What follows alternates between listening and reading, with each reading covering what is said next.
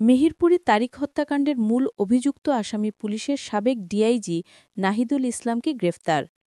মেহেরপুর জেলা জামায়াতে ইসলামীর সাবেক আমির মরহুম সমীর উদ্দিনের বড় ছেলে ও জামায়াত নেতা তারিক মোহাম্মদ সাইফুল ইসলাম হত্যাকাণ্ডের মূল অভিযুক্ত আসামি পুলিশের সাবেক ডিআইজি নাহিদুল ইসলামকে গ্রেফতার করা হয়েছে।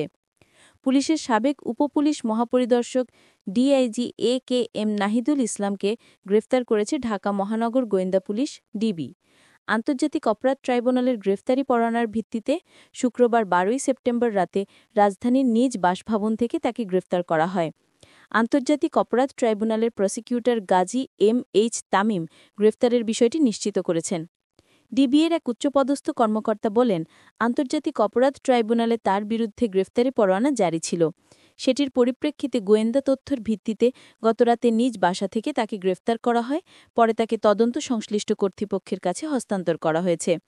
সংশ্লিষ্ট সূত্র জানায়, মেহেরপুর জেলা জামায়াতে ইসলামীর সাবেক আমির মরহুম সমীর উদ্দিনের